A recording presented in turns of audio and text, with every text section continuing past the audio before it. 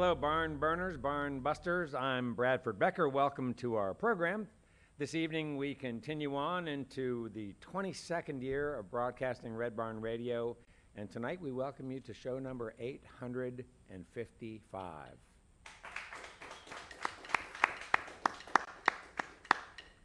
Clark Kissick is a singer-songwriter from Owingsville, Kentucky. He sings with old soul baritone voice. His style of music covers many genres and might best be described as bluesy country Americana. After leaving school and spending a few years working on a rock blasting crew, he joined up with his old high school buddies, forming the band Denham James. He then began his solo career that he continues to this day. He was named 2023 Artist to Watch by Kentucky Country Music and the Kentucky Music Hall of Fame. We're glad to have Clark Kissick here with us tonight on Red Barn Radio.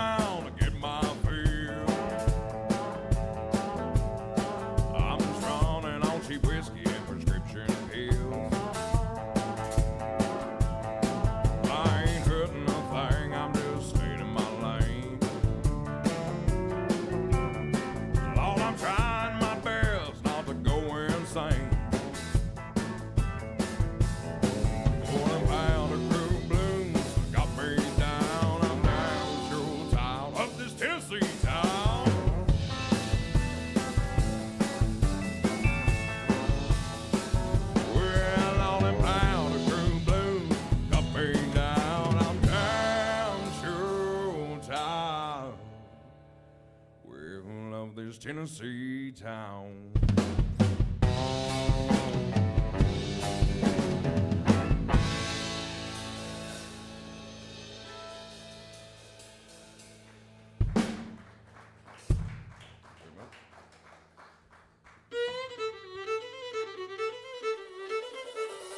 Good evening and welcome to Red Barn Radio.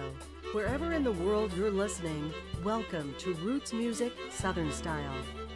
Thanks to WEKU, Red Barn Radio's official radio partner, NPR for Central and Eastern Kentucky. Listen online at weku.org.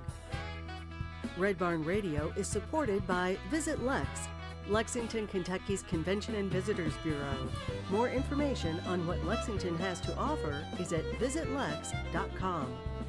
LexArts, Lexington, Kentucky's premier cultural development, advocacy, and fundraising organization, working for the development of a strong and vibrant arts community as a means of enhancing the quality of life in Central Kentucky. Follow Red Barn Radio on Twitter and like us on Facebook. Here's the host of Red Barn Radio to tell us more about tonight's performers.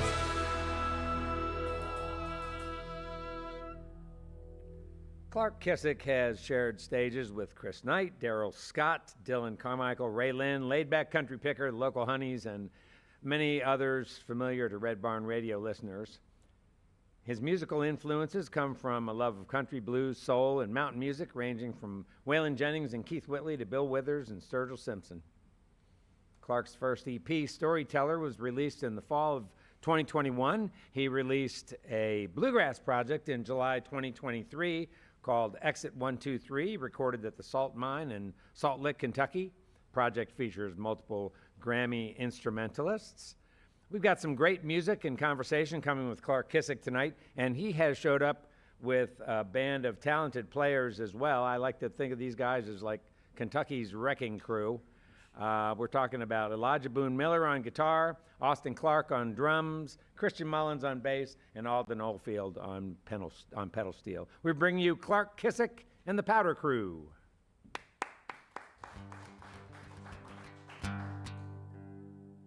This here is it's a song I wrote. It's my ode to Bath County is the best way I could say it. It's a little song about a little dance that folks in a place that's very near and dear to my heart called Salt Lick, out in Salt Lick, Kentucky, where we recorded the Bluegrass Project.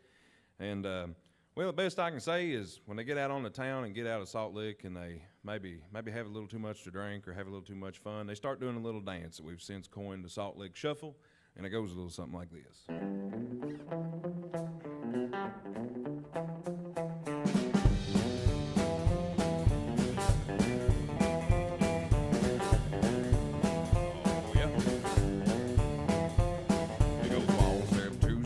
Steps forward, Salt Lick shoveling across the floor. Dance with me, baby, things gonna be alright. But it sure is good to be out, I'm on spirit tonight. I've been working all week down in Owingsville, on the county line. Oh, and I'm getting pretty tired of wasting away. Texas Eastern Pipeline. Well, 5 o'clock comes and the work bell rings, I'm running out the door. Well, you may not know what the night may bring. One thing I know for sure, it goes 1 step, 2 step, 3 steps, 4. Salt Lick shoveling across the floor. Dance with me, baby, thing gonna be alright. Well, it sure is good to be out, I'm on spirit tonight. Ain't it now, boys?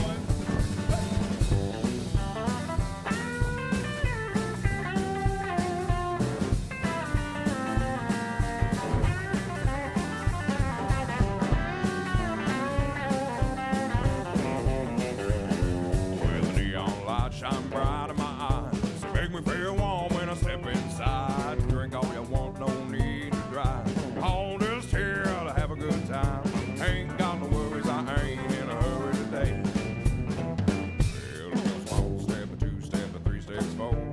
Salt Lick shoveling across the floor. Dance with me, baby, things gonna be alright. Well, it sure is good to be out, I'm on spirit tonight. Ain't it now, no fear?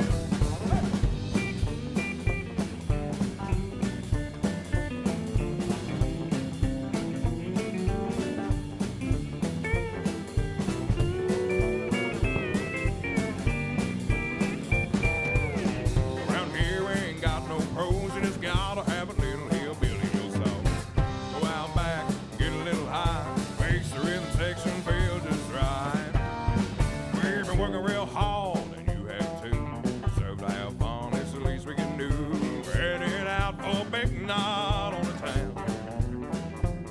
We'll be bounding it up as soon as the sun goes down. One step, two step, three steps, four. Salt Lake shoveling across the floor. Dance with me, baby. Things gonna be alright. Well, it sure is good to be out. I'm gonna swear it tonight. Well, I say it sure is good to be here in Lexington, Kentucky tonight.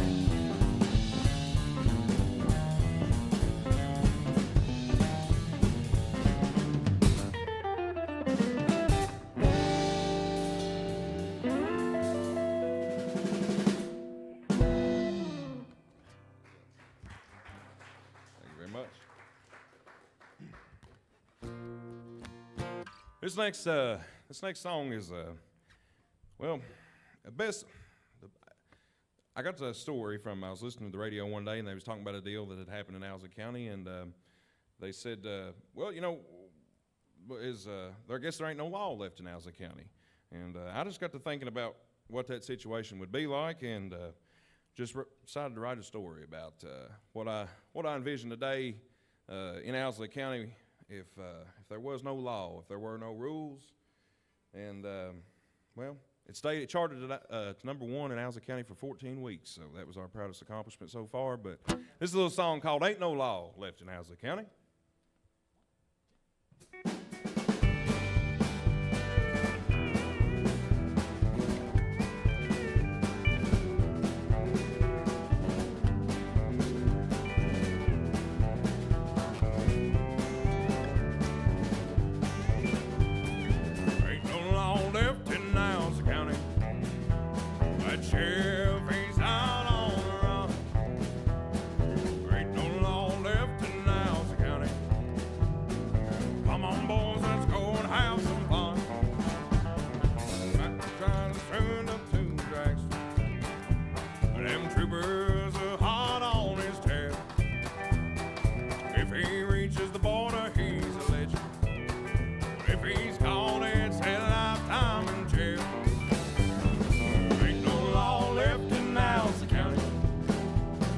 Sheriff, he's out on the run.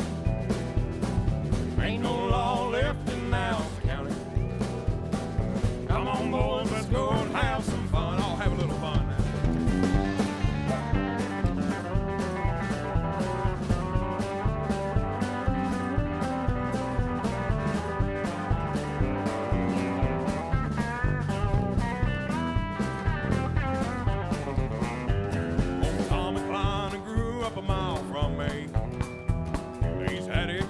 Since we was kids, I called him up, said, big boy, let's settle.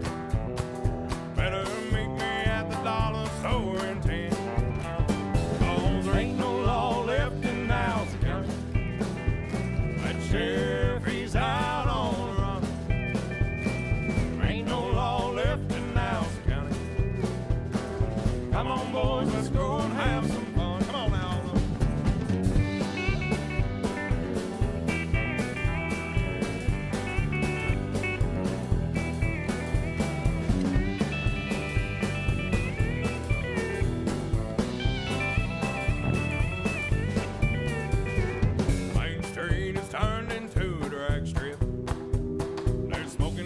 Out on the courthouse square, moonshiners coming off the mountain. For one night, baby, we ain't gotta care. Ain't no law left in Alza County. That sheriff, he's out on the run. Ain't no law left in Alza County. Come on, boys, let's go and have some fun.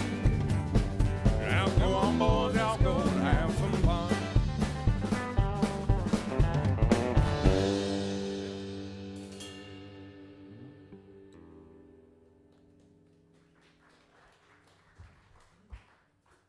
Oh, thank you very much. Well, this is, like I said earlier, I come from a wild and wonderful place called Bath County, and I've lived there 26 of my 30 years now. I used to say 25 out of my 29, but I've passed that threshold, I guess. I Bath County is very special to me. It's always been. It's a part of me. And but I told them I've only got a certain amount of songs that I can write about because there's only so many towns in Bath County that I can write about. And eventually I'll run out and I'll have to give up my music career or find something else to write about. But this is a song I wrote about a cemetery that my grandparents asked me one night, son, we just don't really ask much of y'all. We don't really care what you do with us when we're gone. Just please don't bury us in Bethel. And, well, some people find that a tough conversation to have or, you know, kind of an odd kind of thing to say in the middle of a Reds game. But with me, I just turned around and wrote it into a song. That's about the only way I know how to do it. But this is a little song called Don't Bury Me in Bethel. Don't bury me in Bethel.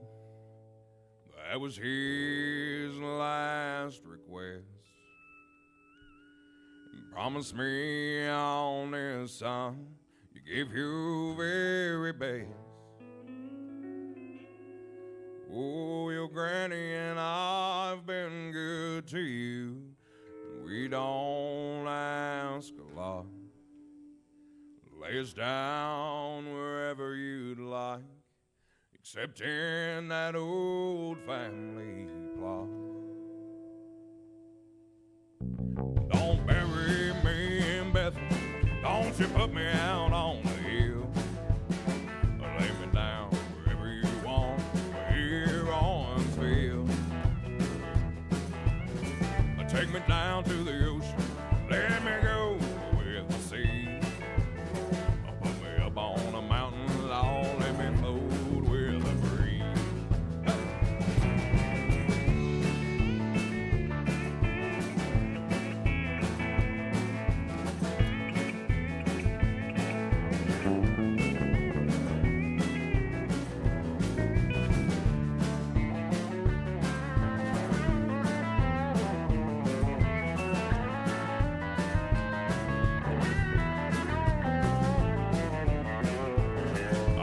Spending my days wasting away in this here little town. I got used to the peace and quiet, nothing ever going down. Well, a lifetime's long enough, and there's places I haven't seen. So let my soul wander for the rest of eternity. Don't bury me in Bethel. Don't you put me out on the hill. Lay me down wherever you want, here Owingsville. Take me down to the ocean, let me go with the sea. Put me up on a mountain, oh, let me go with the breeze.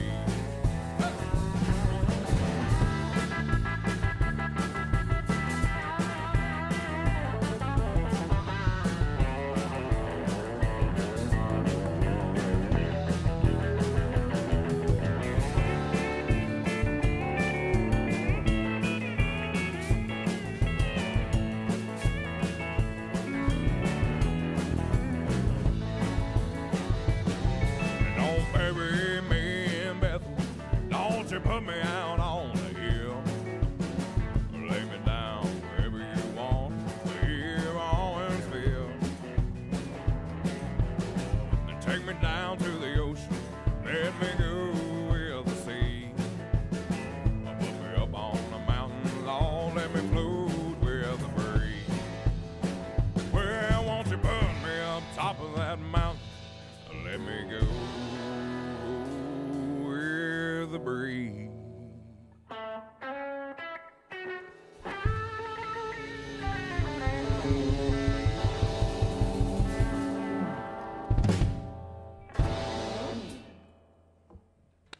All right.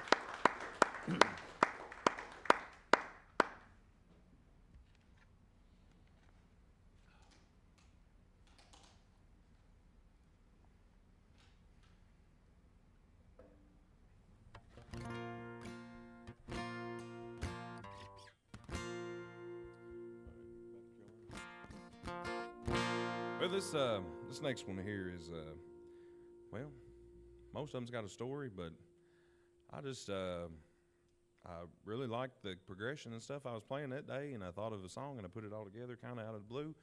and released it on the Bluegrass Project, and it charted on the country chart, or whatever, on the, what's it called, Country Pickens or whatever, if that means anything to anybody. It was really cool to see for me, but especially having a bluegrass song get up on the country stuff. So it's a song that you can get on Spotify and iTunes and all that good stuff if you want to find it, YouTube, whatever. It's called Back to Carolina.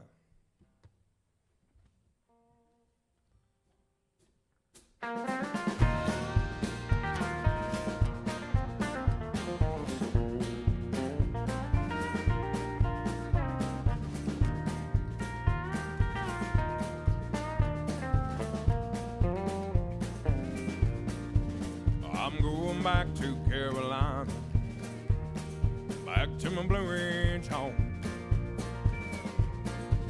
I'm going back to Carolina, in them old hills where I roam. Big Freightliner, won't you take me back to find her, feeling that southern breeze. Yes, I'm leaving California, all this West Coast ain't for me. Yes, I'm leaving California, and I'll be looking for the tall pine tree. Big Freightliner, won't you take me back to find her, feeling that southern breeze.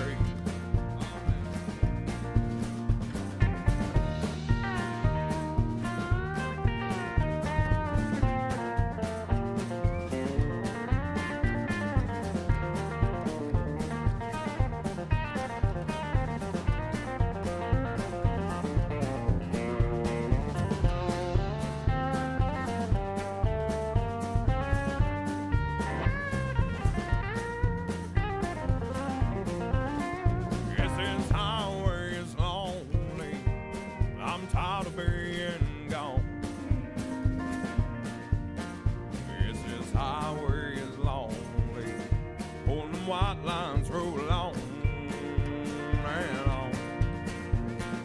Big Freightliner, won't you take me back to find her, feeling that southern breeze. Well, I'm going down to the river, and I'm gonna lay back and get high. I'm going down to the river, and my worries wash on by.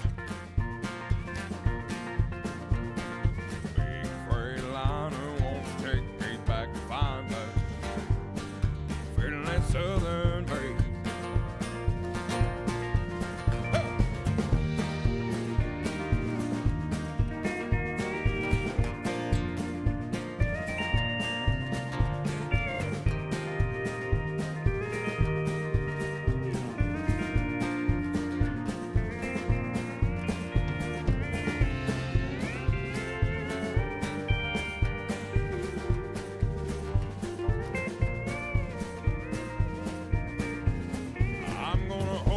Sweet dog, never let her go. I'm gonna hold my sweet dog till we finally grow old. Big Freightliner, won't you take me back to find her, feeling that southern breeze. Well, now, big Freightliner, won't you take me back to find her, feeling that southern breeze.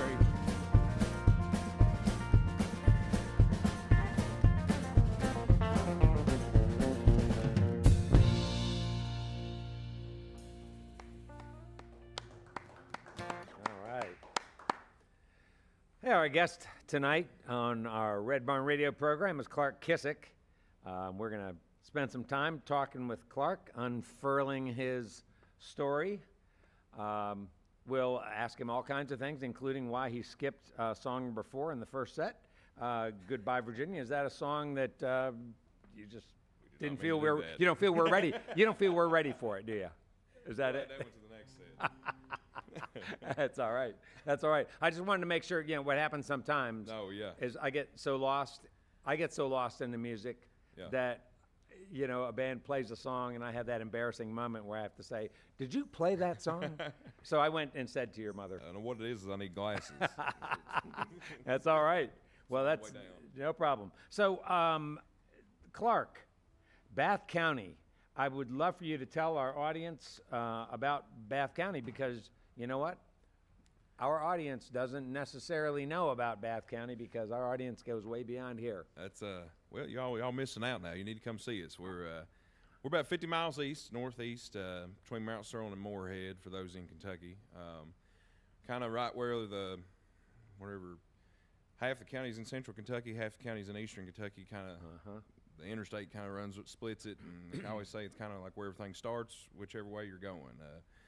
But I've lived there, like I said earlier, 26 to 30 years, and grew up out on a farm out in a place called Tunnel Hill, and Why is it called Tunnel Hill? Is there any I guess reason there was for a that? tunnel there at one point. The only thing it is when I was growing up was a wind tunnel, and it was.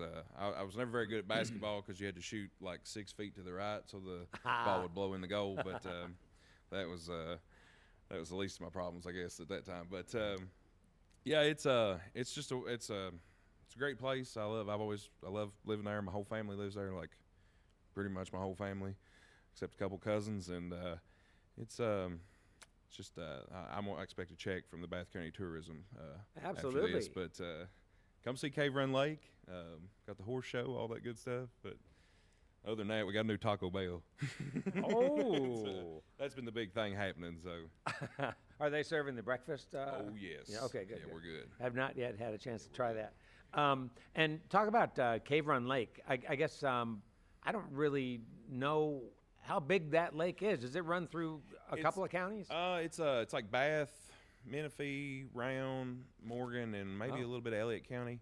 But it, of course, they dammed it up in '69. Of course, it was for their bad floods, like especially down river and the Licking River. It was my granddad actually, the farm he grew up on was about a couple miles down from where they actually dammed it. But it was the flooding and stuff was crazy. Like Corps engineers had to come in and dig, like they would come dig these big trenches with all these big giant tractors with these big hooks and stuff. Like it was a giant project still, but it's like real good musky fishing and stuff. There's a little bit of boating. It's not people try to ski and wakeboard and tube and all that stuff, but it gets dangerous after a while because it's not that big. It's bigger than probably what most people give it credit for. But the Bath County side, which is the part I like, is Zilpo. You can go up to a place called Tater Knob. Any place called Tater is a good place to be. And there's like the pioneer hunting ground and stuff. I guess you got to go out and kill a deer with a musket or something. It's a hatchet. I don't know, but So Cave Run has sort of a culture surrounding it. A lot of people who are sort of cave runners. Yes, yeah. You can tell a lake guy when you see him. Yeah, it's soon he's just got that look in his eye. But it's until I played music, that was what I did. Spent my summers up there, and then I gave up Lakin to go play music every weekend. So that's called dedication. And if anybody ever questions whether I love music, I gave up Lakin. So Yeah, wow, yeah, that is a big sacrifice. What was the name of the high school where you went, and what was that school like? Bath County. Yeah. Went to the county school there, public school kid. Yeah. It's we're small. I think we were the biggest 2A, the smallest 3A. So Okay. like we switched when I was going my sophomore to my junior year. So like halfway through, we went to being the big dog of the 2A, which didn't really amount to anything, to being the little dog in 3A, which meant even less. So but it was a great time. I had some really good teachers. Had a good time in high school. It was probably had too much of a good time. A lot of them would probably say. But They have a music program there? yeah, it was. I don't know who runs it now. There was the band director that was there for years. Just went to Montgomery County, Rob Rawlings. But he was there. he started, I think, like maybe my freshman year, 8th grade or something like that. He'd been there for like 15 years or something. But that's actually where I started playing guitar. My granddad taught me.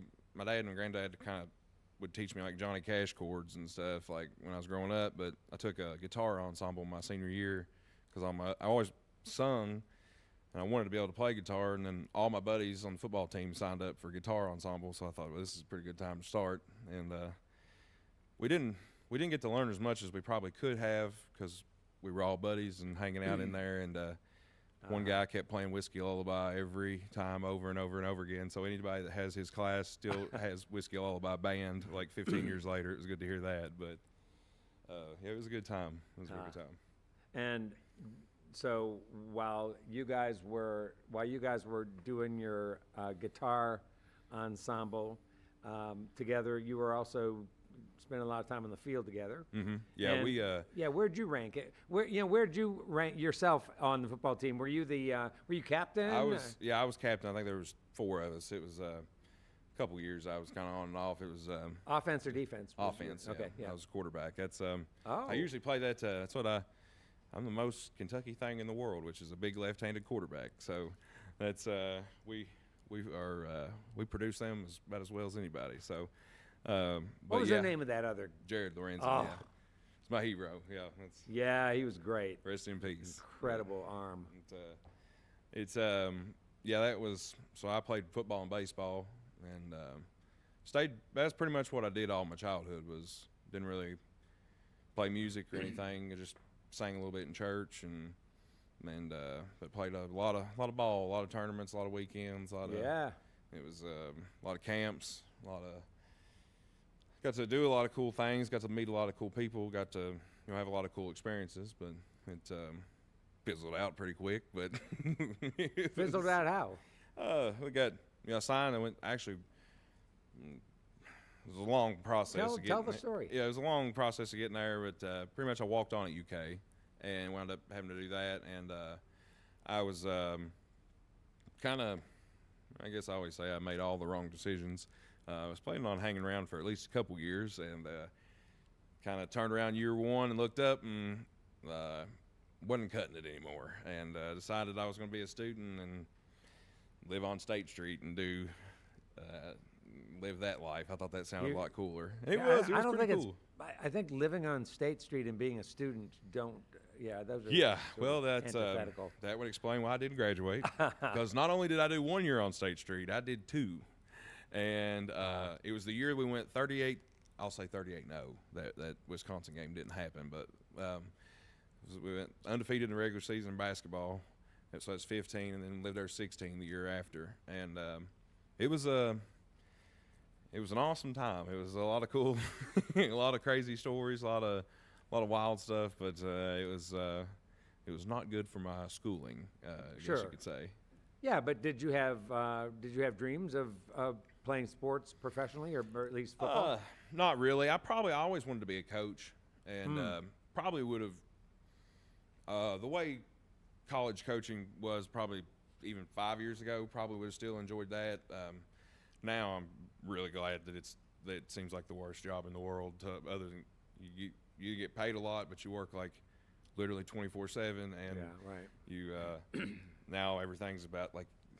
Which they all should get paid. They should have been getting paid for the last 100 years, but now you'd have to deal with all that stuff. So I'm kind of glad that path didn't necessarily work out, because coaching seemed like something I always wanted to do. But then I went home. Actually, the year after I quit, I went back and coached 1 year with my high school.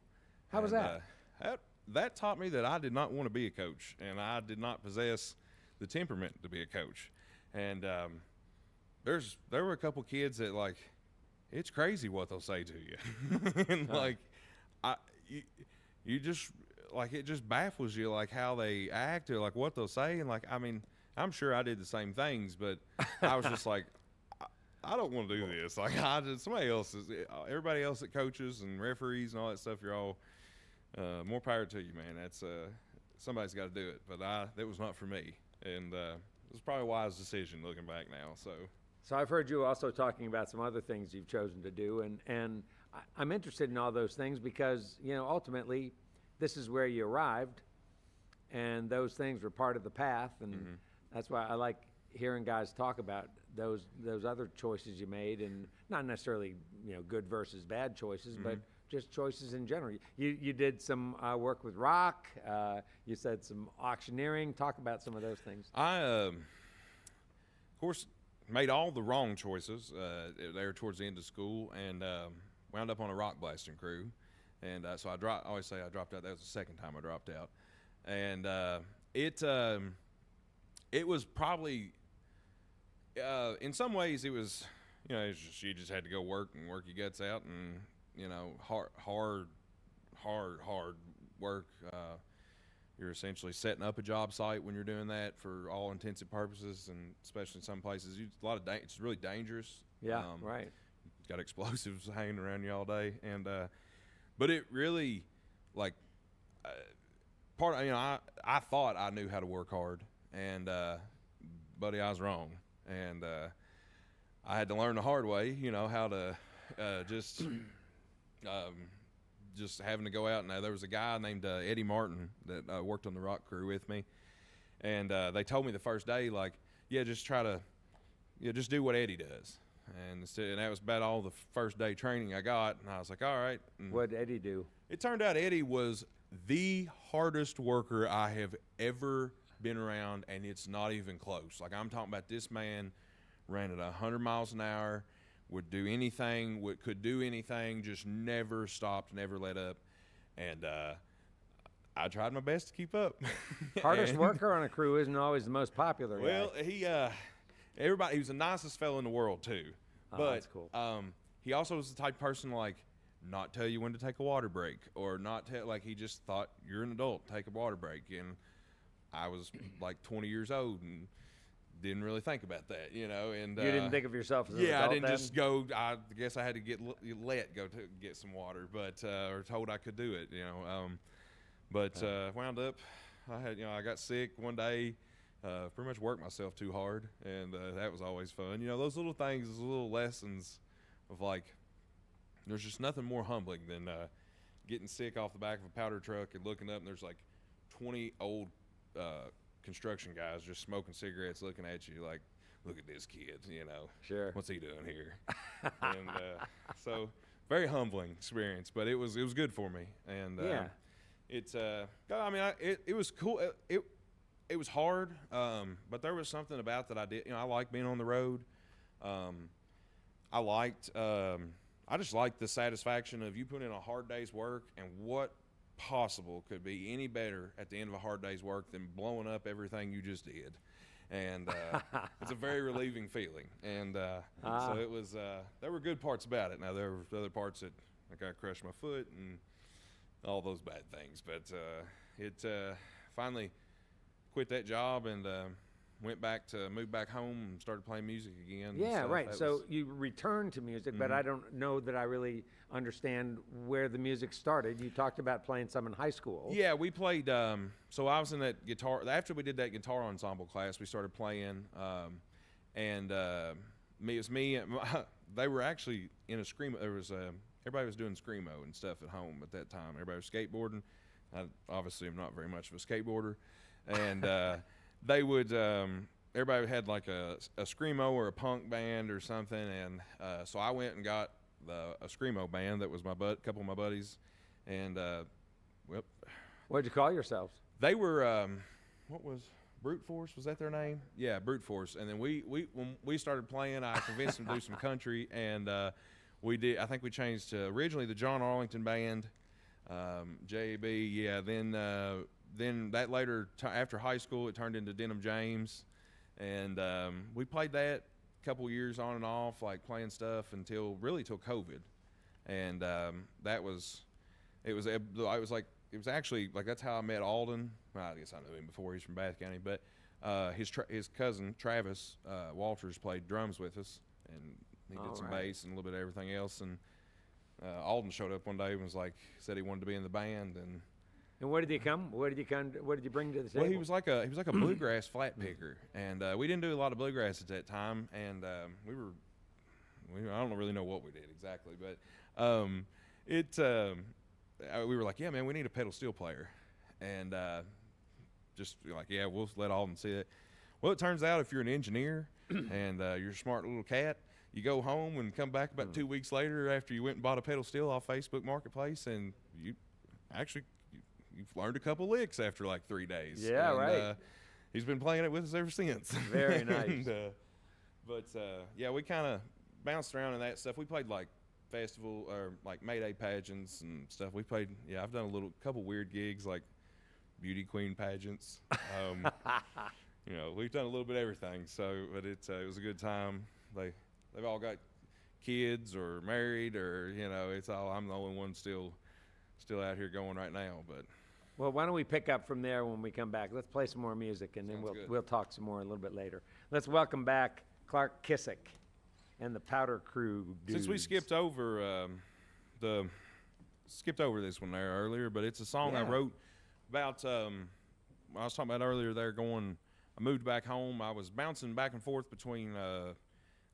We were working on the rock crew down in Lewisburg, Tennessee, which is about an hour and a half south of Nashville. And I was driving home 6 hours to Bath County, putting my clothes in a washer, and then I was driving to Grundy, Virginia, and staying there all weekend. Come back on Sunday, put the clothes in the dryer, hope that they don't mildew too bad, and then when they're done, pack my stuff up and go down to Lewisburg, Tennessee. And so we did that. Man, it took a toll on me, but it was just what I was doing at the time, and wound up after into that relationship and all that, and moved back and just decided to write this song kind of about that time, and kind of driving out. If you've ever been to Grundy, Virginia, you drive out on old 460 and like you're cutting through the mountains, and there's the old train tracks alongside of it and stuff. It's a beautiful place. It's where like Breaks Interstate Park and all that is, and so it's a place that like I spent a couple of years of my life, and so this song's always been pretty special to me, and it was on the first project that we released. Me and Alden recorded it out in the place in P-Sticks, and put it on there. It's a song called Goodbye, Virginia.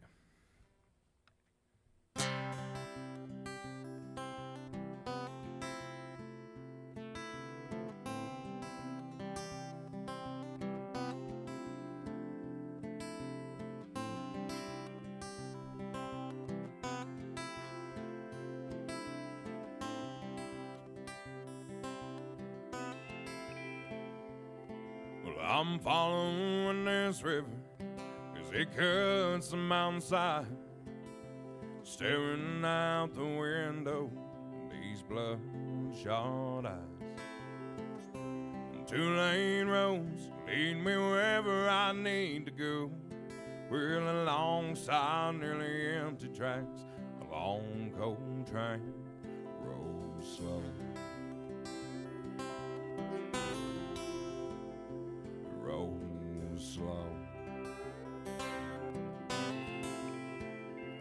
I won't stop till I hit Pike County, back to my old Kentucky home. I get on my side of the mountain where it ain't so damn cold. I sit back and feel the breeze, watch them cool waters flow, and off here in the distance, hear that old train whistle blow.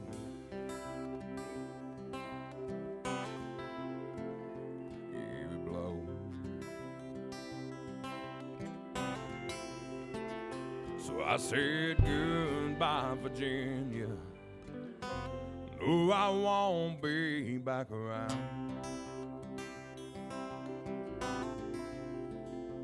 Back around.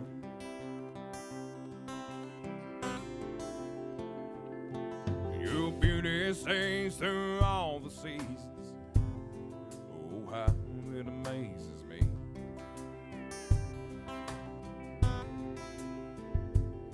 There's a part of me that'll always wonder just where we would be.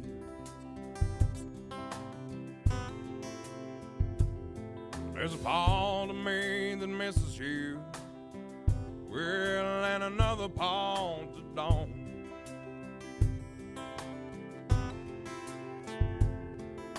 And we both see it was time for me to back up and get gone.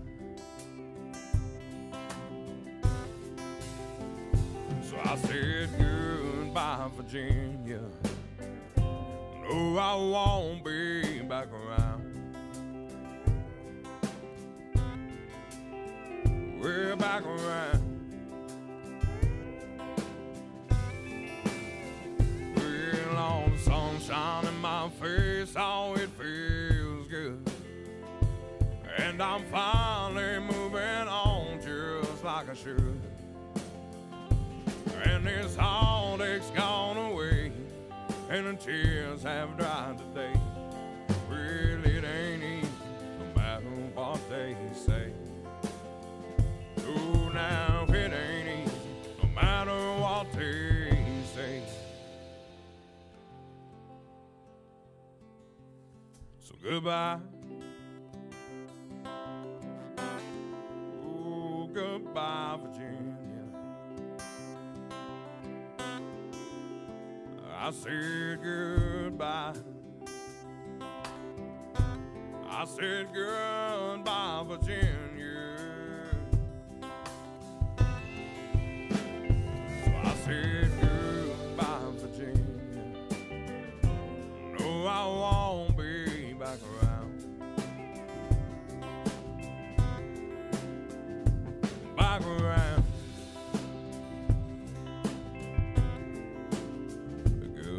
Virginia.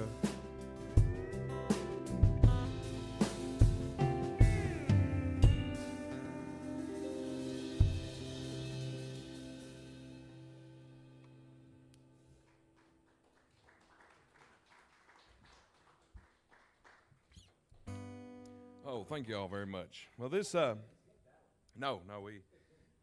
Pretty. It's worked out good. It's like we've tried a couple different variations of it, and we're slowly trying to get it nailed in. This next one goes out to, as I always say, to everybody that hates their day job. And it's my dad came in from, I guess, after a hard day of work and bad day, and he said, I'll tell you about me. I hope if I'm gonna die while I'm working, I hope I die on a Sunday, because I don't ever want to see another Monday again. And well, like I do with most things, I just turn around and when somebody in my family tells me when they're going to die, I just turn around and write a song about it real quick. So I just realized that's some kind of thing I've got going. But this is a song we've done. I wrote. It's called "Never See Monday Again."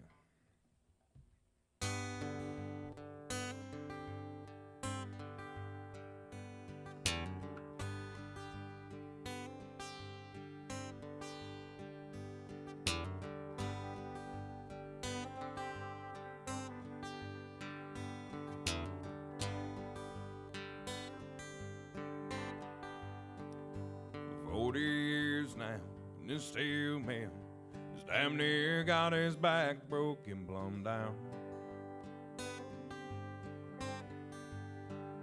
But he's got a good wife and a good dog, a little house out on the edge of town.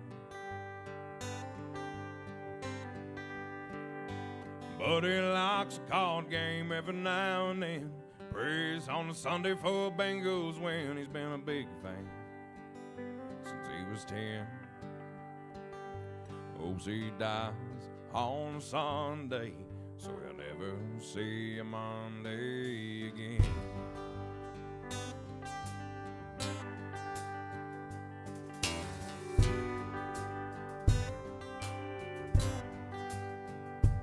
Finds his happiness in a creek bank with an old fly rod out back behind his house.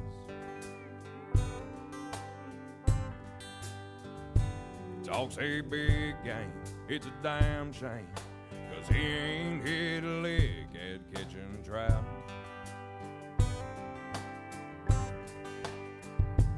But it sure as hell beats pressing still, praying to God that it ain't real. And one day he'll wake up and he'll find that it just ain't him rotting away, looking for somebody else to blame and wait to find out in the end. Oh, he dies on a Sunday, so we'll never see a Monday again.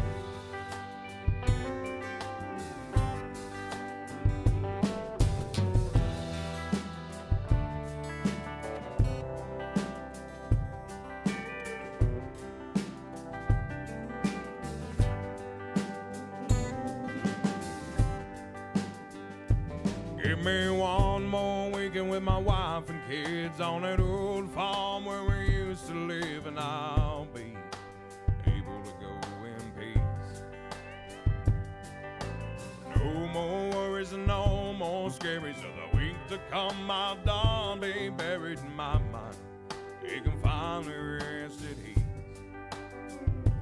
Oh, she dies on a Sunday, so we'll never see a Monday again.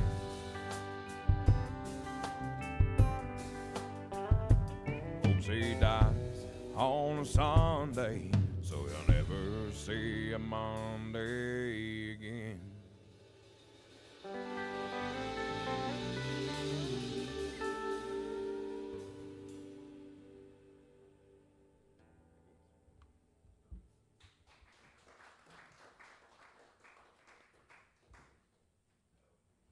Well, this is, I guess this is the sad song section. I didn't mean to play Goodbye Virginia at the first of it. I was going to do one upbeat song on this part, but this next song is, I was riding around I was on tour with Chris Knight. We were out in Texas, and we were sitting in a motel room, killing time.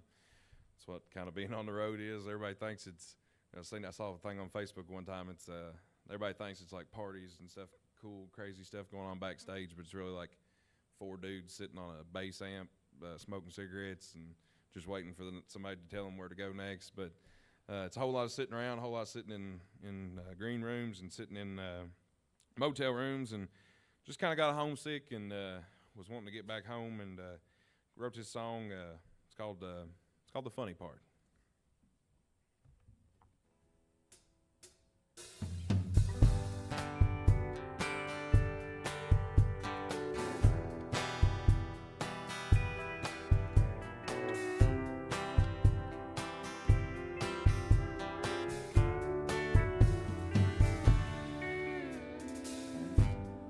Another muggy night in Austin, and in the morning I'm headed back to San Antonio.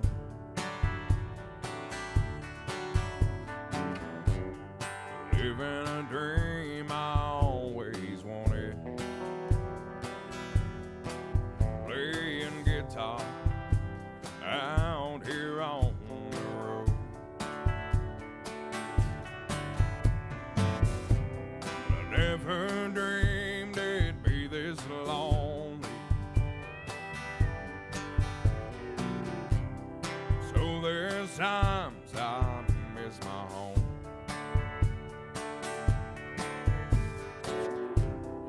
Knowing you won't be there waiting, at least an empty aching in my bones.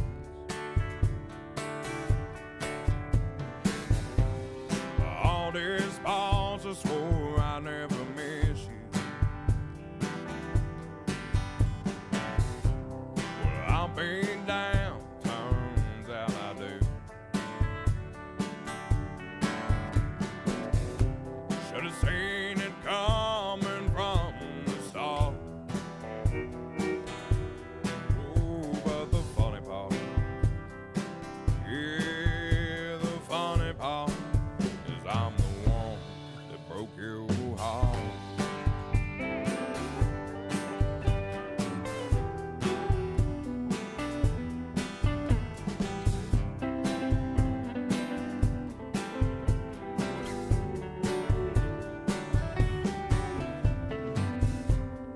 Another night colored in neon, unfamiliar faces, they're all I see.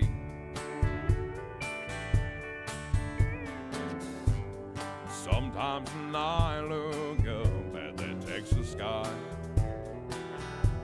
and I can't help but wonder, do you think of me?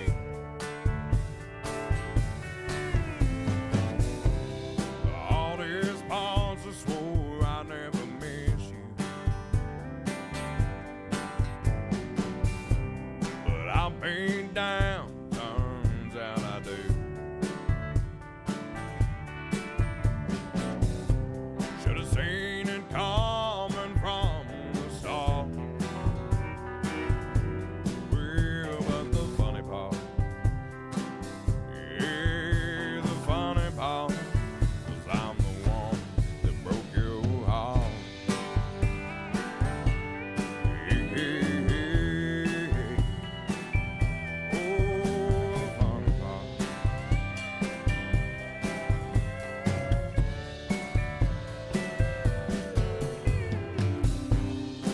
got yourself a new loving big job. Glad to see you're living well. I'm just a stranger in another town, living life, going from here to cheap motel. The hardest parts I swore I never miss you, but I've been down, turns out I do.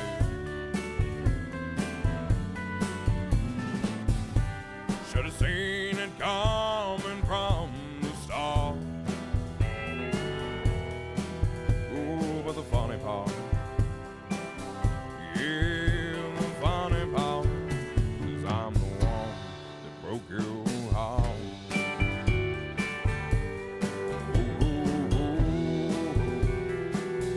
Yeah, the funny part, I'm the one that broke your heart.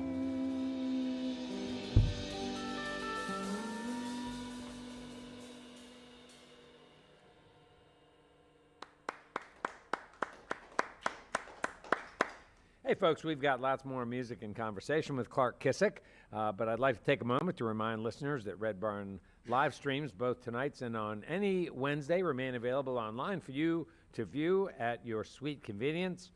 Don't miss a single episode of our program, and you got to be sure to tell your friends and share what it is that you like about Red Barn Radio.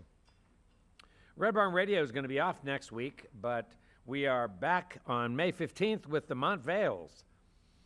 The Montvales spent much of their formative years busking amidst the Elvis impersonators and musical saw players of the Knoxville, Tennessee Town Market Square, honing their uniquely boisterous harmonies and driving joyful sound. Eventually, they graduated to playing indoors on the local Americana radio station, WDVX, and found community in old-time circles around town. After moving away for several years to sort of seek their own fortunes separately, Molly and Sally, the Montvales, finally reunited in 2019 to write and record their first album. It's called Heartbreak Summer Camp. The two now make their home in Cincinnati, and they've named themselves the Montvales, and they have no shortage of clubs and other venues looking to showcase their talent. There's lots more to tell about Sally and Molly, but I'm not going to do it because I want you to put May 15th on your calendar and join Red Barn Radio to hear the Montvales live on this stage in living color, and that's on the 15th. Join us for a great evening of music and conversation with Sally and Molly, the Montvales, on May 15th in studio and on Red Barn Radio's live stream, 7 p.m. Eastern in North America. Back to tonight's program with Clark Kissick. We welcome you live on our social media platforms, broadcasting from the Arts Place Performance Hall here in the horse capital of the world, Lexington, Kentucky. Welcome back, Clark Kissick and the Powder Crew. Well, this next one here is it's a lot easier to tell this story when your mama's not sitting right in front of you. I guess we'll give the PG version of it. And long story short, I made some bad decisions and found myself in a place called the Round County Regional Detention Center. And sitting in there that night, I listened to a man tell a 7-hour story about a Def Leppard concert that absolutely never happened. Never, no truth whatsoever to it, but there was nothing else to do, I can tell you that. And while I was sitting in there and we started talking about our day jobs or what we was doing, and I was rock blasting at the time, and he started talking about working third shift, as he would say, and he said, well, I got more of a nighttime job, kind of third shift. And I was like, all right, what is your job, buddy? And he said, well, I like to strip a little copper. And so you could hear the whole room, like all 10 people in there, just groan. And he said, now I'm going to tell you, boys. He said, I'm going to be honest. He said, I ain't saying it's honest work, but now my family says I'm lazy and that I'm no good. He said, I'm telling you, man, it's hard. He said, I've been shot at. I've had dogs bite me. he's like, you know, you got to go in there and tear a whole wall out. He's like, it's still demolition, like it's still construction. And I went home, and the best, I always tell the story with it because the only thing I know to do is to make the best out of a bad situation and just to make fun of it and laugh about it. And so I went home thinking about that later on, a couple years down the road, and decided to write this next song. It's a little song called Copper Stripping Blues.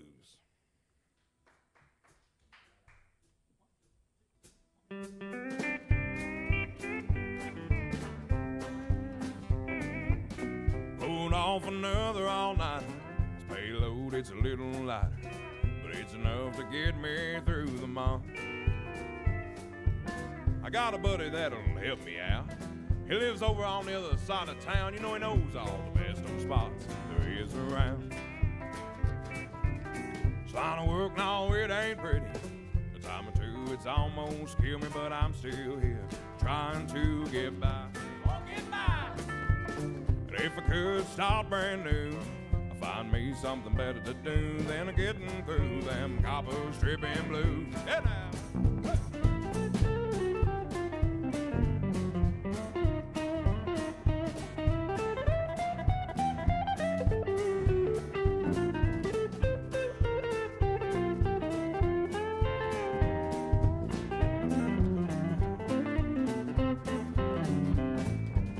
Waiting for your next vacation, enjoy that dream destination, having fun out there in the sun. Now some say I'm a piece of, but I prefer craftsmanship. I'm cursed with a talent that ain't to be desired. It's line of work, no, it ain't pretty. A time or two, it's almost killed me, but I'm still here, trying to get by. Won't get by. And if I could start brand new, I'd find me something better to do than getting through them copper stripping blues. Hey now.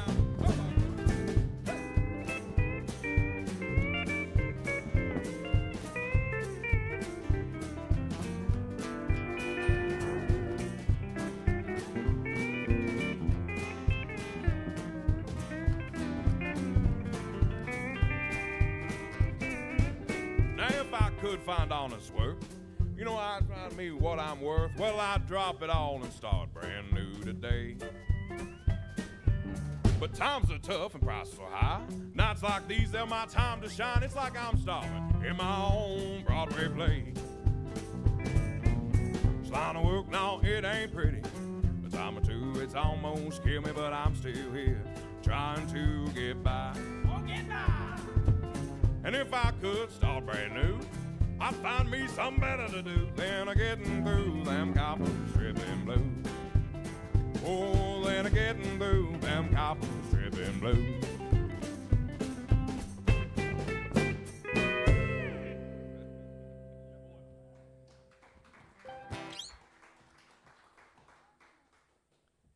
I always say, if you want to get arrested, go to Moorhead, Kentucky.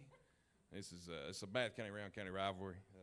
This is I don't get paid by the Moorhead Tourism Board, but they have state police, city police, sheriff's department, forest rangers, park rangers. They got a little bit. They have all 5 forms of law enforcement, as many as you can hear. Oh, campus police, yeah, they got them too.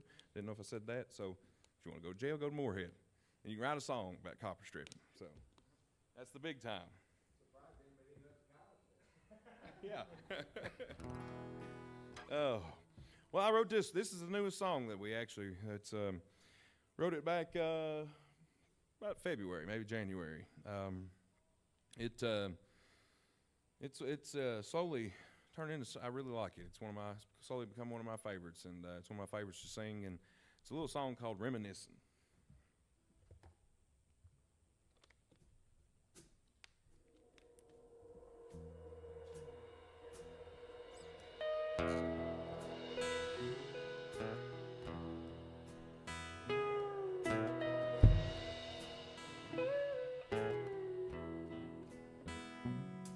Time to grow up, it's time to start new, it's time to move on and forget about you.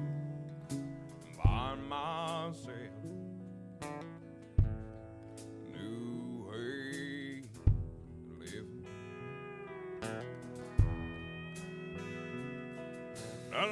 same night,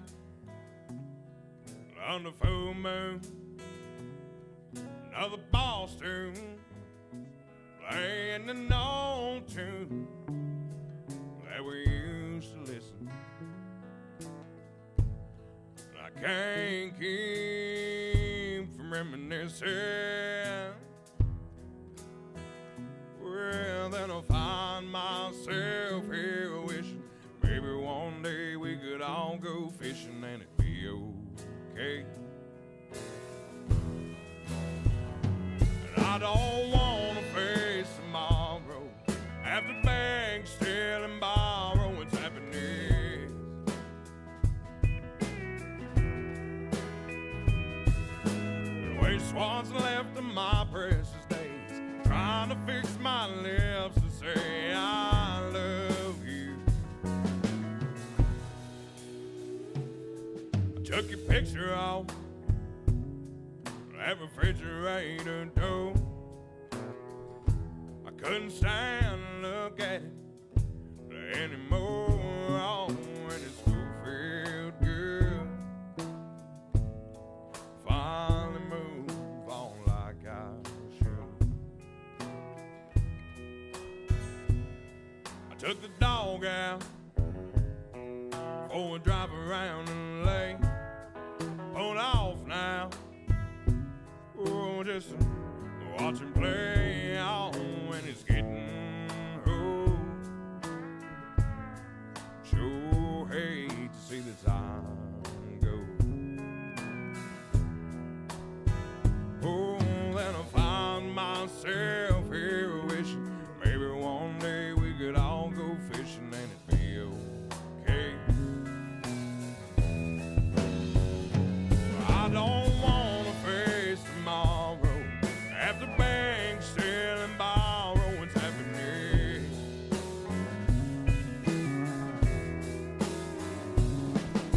And waste what's left of my precious days, trying to fix my lips to say I love you.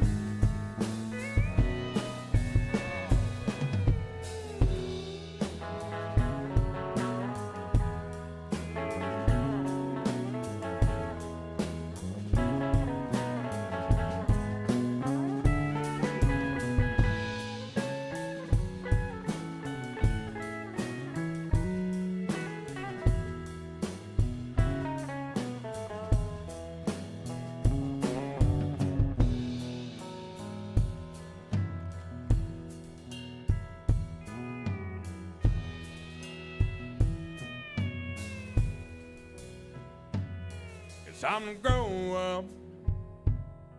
It's time to start new.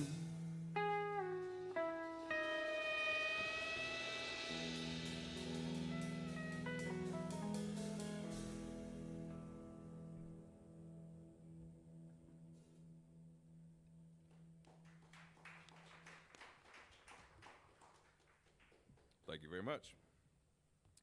Well, this next one is it's a song. It's my most downloaded song. It's the song that I've got the most responses. People talk to me the most about over the time. It's kind of the song that got me moving around, doing some writers' nights and hanging around in some writers' circles and doing stuff like this. And I don't do a very good job of explaining the song. I let the song do the talking for itself. I feel that it does. You get what you want out of it. You can get your own.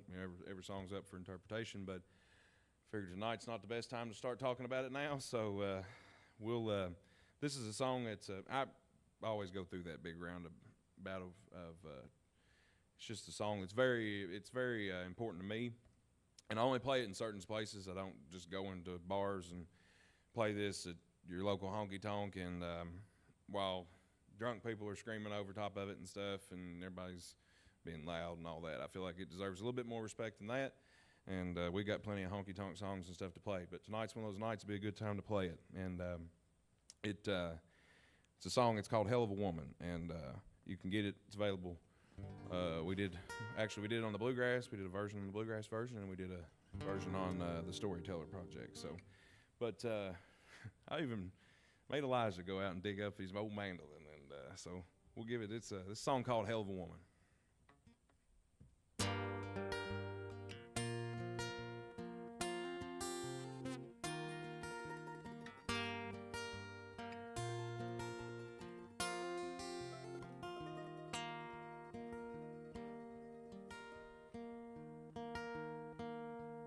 19 years old, walking through the door, wearing his new dress blues.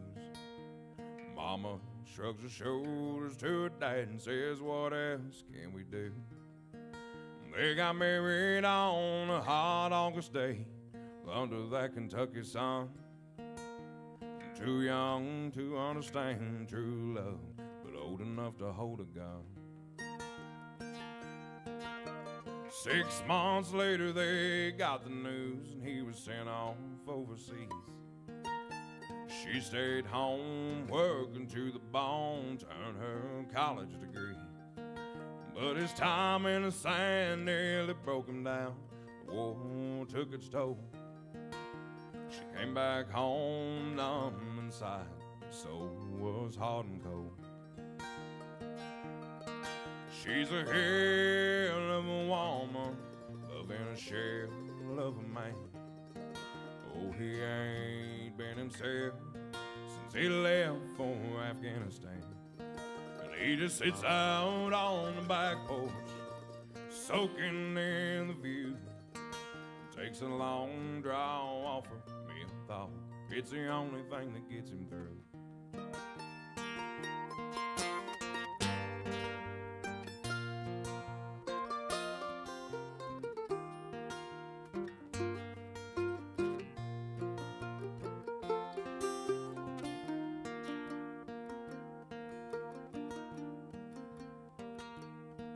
When the thunder booms across the sky, there's lightning in his eyes. Oh, a fire starts to burn. It's the only time he seems alive.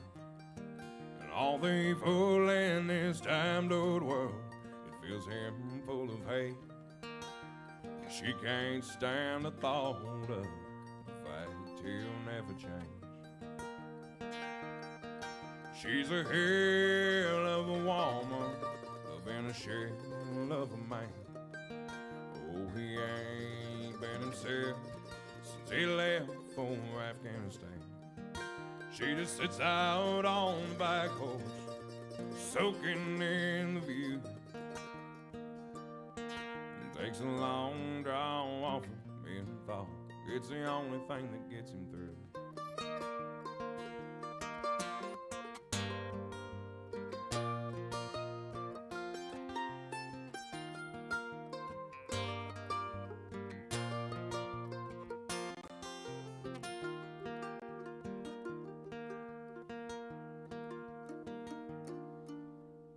On the 18th of November, they'll lay his body down on a hillside next to his mother, on the outskirts of town.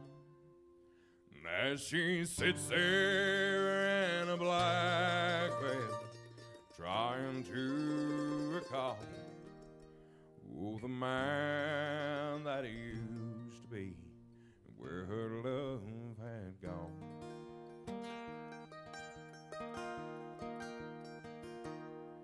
She's a shell of a woman, missing a hell of a man. I know she ain't been herself since he left for Afghanistan. She just sits out on the back porch, soaking in the view. Takes a long draw off of menthol. It's the only thing that gets her through.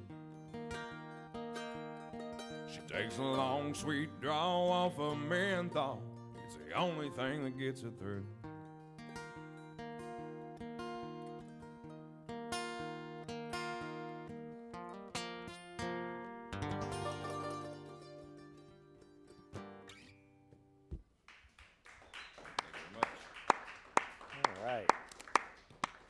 Well, you know what I would really like, Clark, is to give our audience a chance to meet the the guys up here, the powder crew. Yeah, I think that'd be nice. And so these guys are all in their 20s, I believe, right? These guys are all in their 20s. Super talented. The world is your oyster. And it's exciting to hear about what you're doing, where you came from. And so, Austin, why don't you circle over there to Elijah Boone Miller's microphone, and you can be with him. And then, Christian, you and Alden can, yeah, you too, Alden. We always talk to the pedal steel player. Yeah, that's an automatic. Yeah, they're usually the smartest person in the band. So, you know what I'd like is why don't you give us just sort of a nutshell picture. Tell us where you're from, about your music education, and what other kinds of music you do, and what other things you do outside of music, and sort of where you see yourself headed musically. Want to start us off, Elijah? Sure. All right. I'm Elijah Boone Miller. I'm from Ashland, Kentucky, or Catlettsburg, rather. And I grew up I was born in Nashville, Tennessee, and lived in Alabama for a while. But while I was there, I kind of really grew up around the old-time fiddle community. And so old fiddlers like Roy Crawford and just a lot of the old contest fiddling guys. That's who I grew up around. Those are my influences. And so I grew up playing that music. And then, I found... I listened to Alan Jackson, and I heard Brent Mason play the Telecaster, and that tied me in. And then I found B.B. King, and I was stuck ever since. So, so outside of this, I play. I've got my own group as well, with Christian and Austin here, and we have a little trio, and we do a lot of my original tunes under the name Elijah Boone, and we got some shows going on, but we like to. We're always around trying to play with anyone and everyone that we can. So. And they look for you guys as Elijah Boone Miller Band. Yes, sir. Right. Just Elijah Boone. All right, Elijah Boone. All right, thanks, Elijah. Yeah, thank you. Yeah, it's awesome. Austin, we'll stick with that, Mike. Yeah. Yeah, and how about you? Yeah. So, do you remember all the questions I wanted you to answer? I think, yeah. Okay, I think good. So, okay, rifle through. Give it a shot. Yeah. So, my name's Austin Clark. I am from Winchester, Kentucky, and that's where I'm currently at right now. I started playing drum set. I was about 5. Got a little first act kit, and I was big into watching all the live band DVDs you could get. And I remember the first one I was watching was AC/DC's Live at Donington back in like 1992, and the drummer was just going crazy on this big kit, and I just was like trying to get some ideas off of him as I was playing at a young age. And then so that was started with the drum set. And then eventually as I got into school, I started into like concert band and orchestral stuff, playing things like that in that environment. And that quickly moved into college. And I still played drum set at the time too. Made that more so my primary instrument. But where'd you do college? I went to Morehead State. Okay. Gotcha. Mm-hmm. In their sort of main music program, yep. Not the traditional music program. Yep. Yeah. Yep. So I got my bachelor's in music education and primary percussion. So. Yeah, and then you took your first job. And I took my first job this past year, right? Lexington. Yeah. So I'm part-time percussion director over at Paul Lawrence Dunbar in Lexington. And also feed into Beaumont Middle School in Lexington. Do a lot of private lessons. So I do a lot of that on the side of playing gigs, and I like to keep my feet in a bunch of different pedals, if you will, or like to wear many hats. Yeah. What other kind of music you like to play other than you like rock, blues, country, jazz? Really, I try to keep everything up to par. I try to listen to everything. I give one song a chance, and if I like it, I'll keep on listening to it. I like all genres. I've even caught myself here recently listening to a lot of screamo music here and there. So I do listen to some of that. I've ventured into that kind of avenue. It's good to keep your keep in check. I'm like, you never know which genre you're going to play in, Sure. Well, I'm very sorry to hear about that, Austin. Yeah. But that's good. You're probably right, though. That's a good thing to do as a professional musician. Yeah, and so favorite drummer in rock, favorite drummer in country, Favorite drummer in jazz? Put me on the spot. Oh, come on, you can do it. Rock, I'd have to go with John Bonham. Okay, John Bonham, Led Zeppelin. no surprise. There's a lot of his triplet licks that he throws down. Uh-huh. Let's see. Country right now, I get a lot of my stuff from Rich Redmond, Jason Aldean's drummer. Get a lot of the fills and stuff that I play. I kind of Uh-huh. try to mimic him as, I've done a lot of I try to steal a lot of licks from everybody, all the older guys, and, just kind of put it into my sound, not their sound, but my sound. But how can I incorporate their sound on top of my sound, So, but Rich and jazz, now I'm So going many. blank. There's so many, yeah. There's so many in jazz. I've We'll, lost we'll give you a chance to come back. Yeah, give me a Okay, we'll chance, come back. yeah. Just raise your hand when you're ready. Yeah.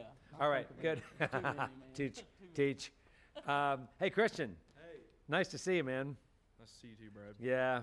Well, I enjoy listening to all you guys play. I always enjoy hearing the way a drummer and a bass player work together Oh yeah, after they spent a lot of time together. yeah. And I'd love to talk about your training and what you Well, like to do. My papa played a lot of instruments in the church. Like the bluegrass Christian music. And where was this? This was in Catlettsburg, where Elijah's Oh, went okay. to school and Oh, stuff. okay. Yeah. Gotcha. Yeah, and well, I remember there was one day at his place. My great uncle was there, and he goes, Papa had all these instruments laying around the house, and my great uncle, he goes, Christian, you ought to, tell your papa to start giving you lessons on the mandolin. And I was like, well, maybe. And then, so naturally, I chose the bass guitar, for my Yeah, right. So Similar instrument. and it's both small. yeah, and I remember my thought process was like, man, I'm watching these guys play this guitar, and it's like I can simultaneously hear and not hear what they're doing. I can see them playing, but it's like what they're doing is so in the mix of everything. It's like, why does it sound like that? Like, why are they doing all this stuff, but it's not like a guitar where you can you see the thing and they play it, when it's like instant connection. It's like the bass, it's part of the whole thing, you know what I mean? And so that just interested me a lot. And I started playing maybe a year before high school, not very seriously at all. And then once I got into the jazz band at high school was when things kicked off, because played a lot of sports in middle school, and I didn't really have the fire for athletics, I guess. You know what I mean? But once the high school band got around, man, it just snapped. It just connected instantly, and it was like, I gotta give a shout out, because Elijah was in this very same band, and he was kind of like the music guru for me and actually a few other people in that band.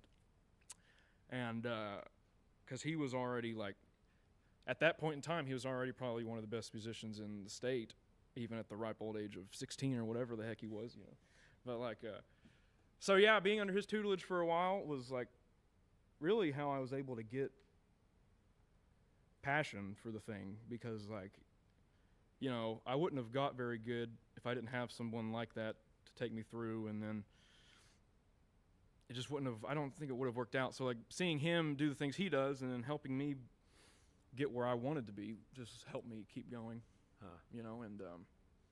And I gigged a little bit in high school. We had a little band, and I played it in my first bar whenever I was a sophomore. So that's just been the story of everything so far. And it's once I got to college, I'm going to school in Louisville for jazz right now. Are you there with some help because of your talent? I mean, you're a talented guy. I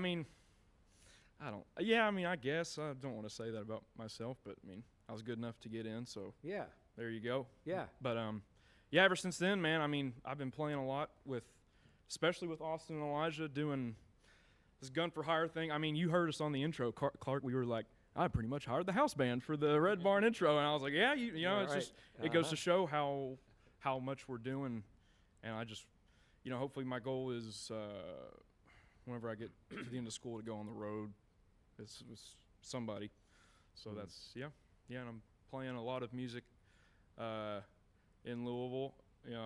I went on the road last summer, played a lot last summer, went on the road, and hopefully this summer will be similar. But yeah, I'm playing music in Louisville too, doing some jazz and some funk stuff, and then I played some Lebanese electronic jazz fusion music. Shout out to my That guy sounds real Eamon. hoity-toity there. Yeah. Well, I just my musical point is just about exploration, so I'm always trying to do the weirdest stuff possible. And I know That's great, man. I know these two guys. I'm kind of like a chocolate bar in a swimming pool when it comes to bass players. I just do a lot of weird stuff, man. So. Yeah. Well, you're a really fine player, and I guess I don't want this to sound disparaging to country music, but it seems to me that for a bass player, that country music could lack challenge. Well, it's not that it would lack challenge. There's similar challenges through all genres that are the problem, really. With country, it's like, I can't tell you one like modern country bass player. I mean, because country bass is like, it's I mean, I don't know. It's like driving a car. There's really one way to do it, and that's it. Like, why would you study how other people drive cars? Like, if you learn how to drive a car, you can drive a car anywhere. Like, so country bass is really the same thing. Like, there's like not a lot of there's a lot of tradition. There's like a lot of tradition, and so that's really what the challenge is trying your best to honor the tradition, even if you don't want to. It's like it's just the way it is. Yeah. Nice. Well, thanks. Yeah. Yeah, thanks. Alden, last but not least. Alden, the pedal steer. So I did not know, Alden, that, you don't need to be that close. You can back off a little bit. So I didn't know that you and, I would like you to speak toward the mic, but there you go, that's perfect. In the ballpark? There we go. Yeah, that's great. I didn't know that you and Clark grew up together. Yeah. Yeah, that's we pretty always cool. knew of each other, and I played football with his younger brother. Thank you, Clark. Sorry.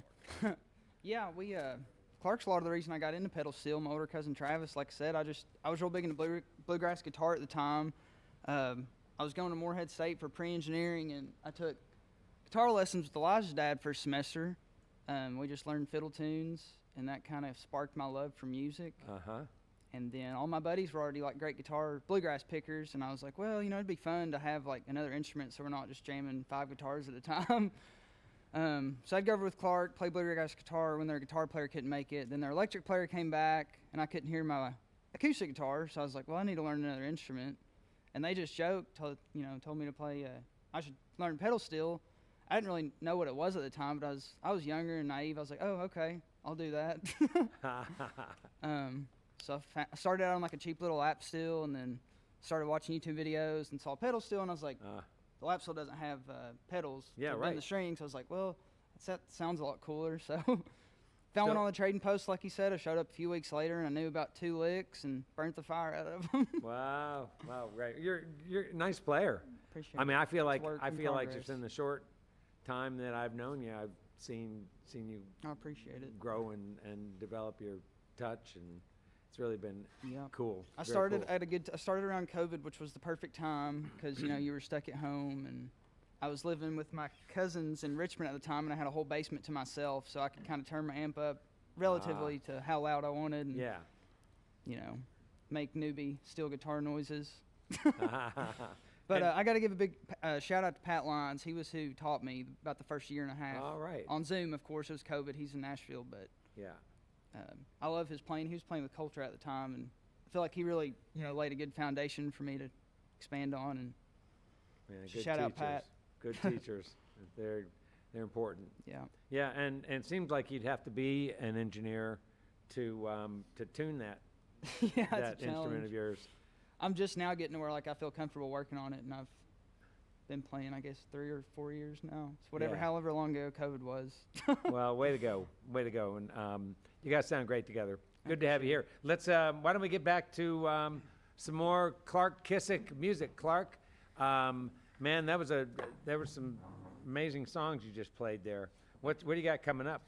Got a got a song we wrote. I wrote it right before. Well, I'll be honest. I was just kind of noodling around in the bedroom before going to bed one night, and I don't really remember what it was I said, but I used to act like I wrote this, but I've started giving Erin a lot more credit than I should. I guess I was hiding the truth for a long time. She's the secret songwriter behind it all. But she looked up and she's like, "Oh, that was a great lyric." And normally she doesn't say that about my songs. And she looked, and I was like, "What was it?" And she said, "Yeah, the how could sleeping with the devil be so cold?" And I was like, "Well, that ain't what I said, but yeah, that is a great lyric." And I turned around and wrote the chorus right there. And then we were on tour with Chris Knight down in Texas, and my football coach from high school, Reed Fields, I was with him. And we wrote this, and we were sitting in the room. We didn't really know where to go with it. The chorus was already done and everything. And he said, he's like, "Well, I mean, we're on tour with Chris Knight, and we might as well write one killing song." So, he's a serial murderer when it comes to his music, and he's got a whole swamp full of people dead out back. But so we wound up turning around and wrote this song. It's become one of my favorites. It's a little bit different than more than like what we had always like maybe on an upcoming album or something. It would be a good filler on it to kind of throw things in a different direction. So this is a little song called "How Could Sleeping with the Devil Be So Cold?"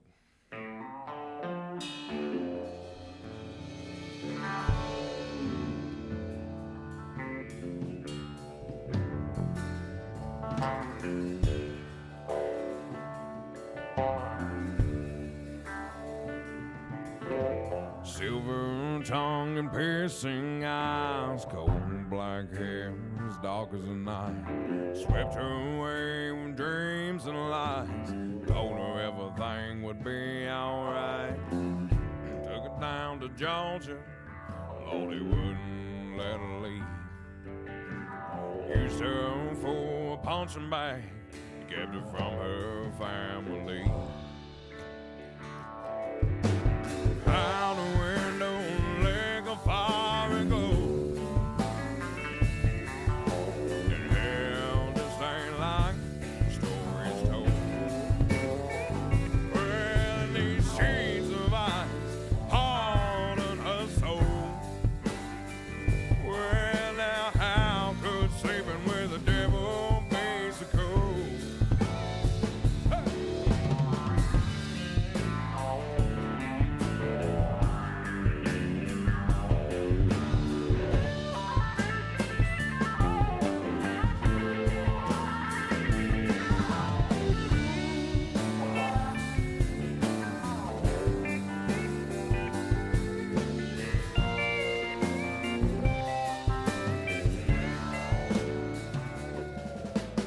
Years went by and the kids got grown, packed up and moved away. Somehow she fought through it, just surviving day to day. An angel with no wings, all no choice but to stay. She always knew deep down, someday she'd finally make that man pay. Oh, and out a window, the leg of fire and glow. On hell, this ain't like stories told. And these sheets of ice haunting her soul. Well, now how could sleeping with the devil be so cold? Came home drunk one last time, she'd had all she could stand. She was begging on his knees, where she finally killed that man. Well, and out the window, the lake of fire glows, and hell just ain't like the stories told. Well, and these sheets of ice haunting her soul. Well, now how could sleeping with the devil be so cold? Well, now how could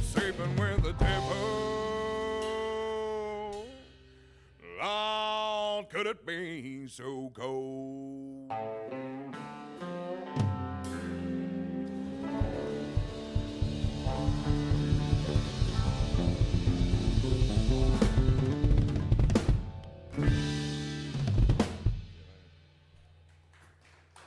Thank you very much. Thank you. Yeah, man, that's a fun one. It's it's different. It's different. Well, I guess sometimes we have to throw another song out because we wrote one that sounds. Actually, I have another one that sounds exactly like it, but so can't put them in the set list at the same time. But I wrote two different songs, and the only time I stepped outside of that, or which going towards that way, and made them sound exactly the same. You know how things go. But this next one is I was sitting at home. I was listening to. I'm a big Dean Dillon fan, and really love his songwriting. And he wrote a song for a fellow named Keith Whitley called "Miami, Miami."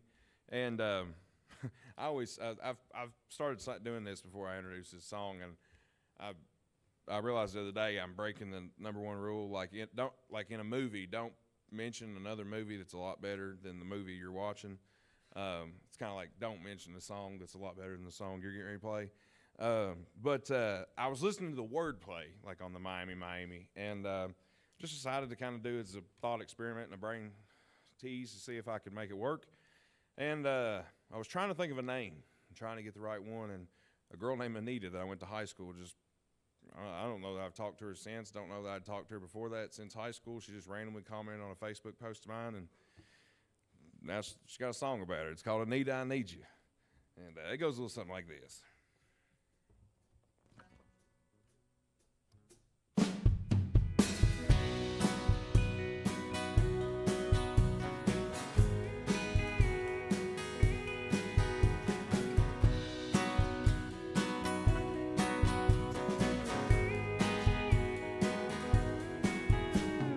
Promised you I'd give up the damn cigarettes.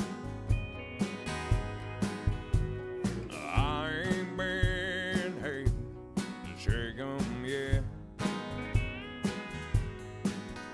Well, my bosses keep pretty good grip on me. Oh, and in your eyes I can clearly see that your love's dying. You made up your mind. I've got one last shot this time. Finally be the man you want me to be. Well, now Anita, I need you. Oh, won't you stay with me?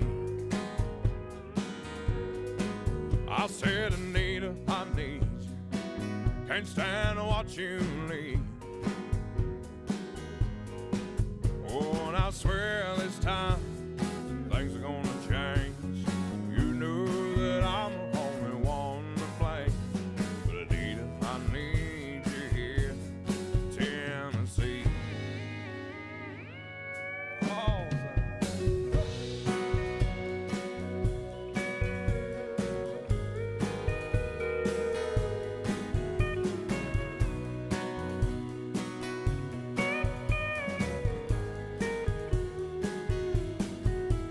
this room's dark and gray. You walk out the door, stumbling over liquor bottles that scattered across the floor. Well, them tears roll down my face, the trembling hands. Looking in the mirror at a man I can't stand. With you by my side, it'll be alright. I'm down on my knees tonight, praying you'll still say the morning light. 'Cause now Anita, I need you. Won't you stay with me? I said, Anita, I need you. Can't stand to watch you leave. Oh, and I swear this time that that things are gonna change. You know that I'm the only one to blame. But Anita, I need you here in Tennessee. I'll tell them now, don't feel.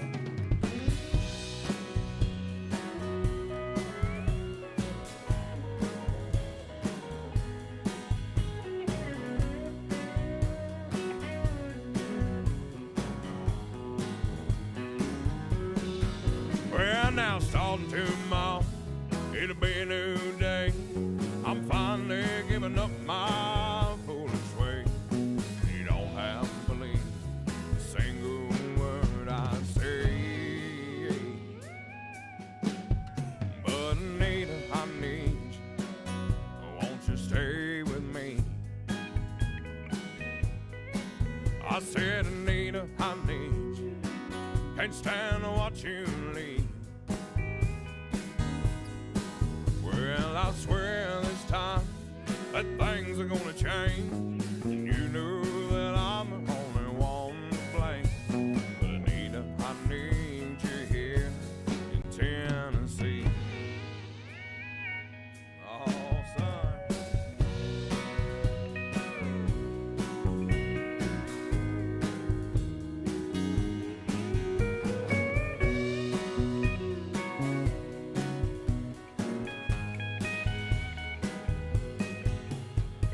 Promised you I'd give up the damn cigarettes. Well, I ain't been able to shake 'em yet.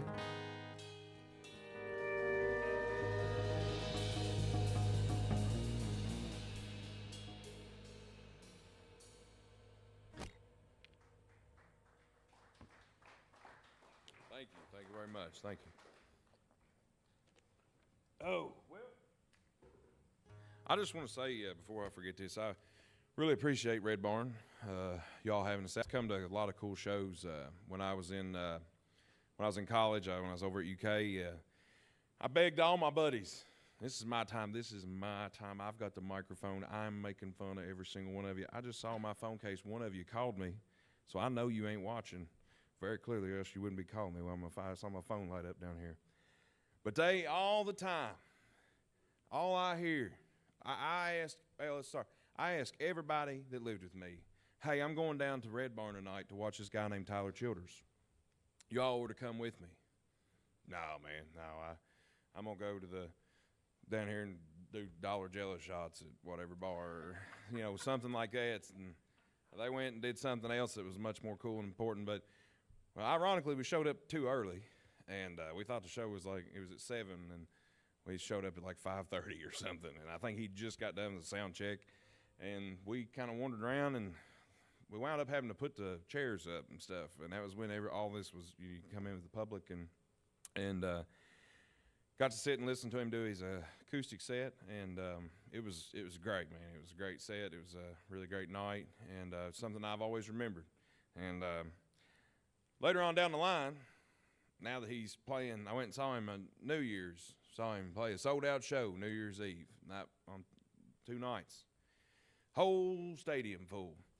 And all I heard from them same people that went, one of the same people that told me that night that he didn't want to come down here, walked out of that place and said, man, he didn't play Feathered Indians.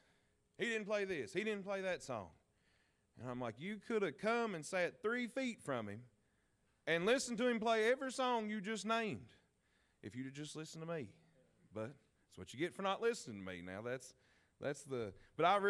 is something that it was a goal of mine, and this was a really cool thing, and I really appreciate y'all having us out, and appreciate these guys, playing with us tonight, and we've not got to do any band shows at the beginning of the part of this year, and we had a couple things get canceled in January, and I've not seen a lot of them since then, and I've been doing a lot of solo stuff, and it's just so much more fun playing with the band, and so much more fun doing this. It's a fun group of guys. They're all, they make this what it should be and more enjoyable, and the nights like these that are very special. So, but that's a long way of saying that, a long journey has taken me to get here to this day, and a lot of songs have been stories, throughout tonight that were songs of my past and things that I've done and things that stories I've been told and stories I've heard.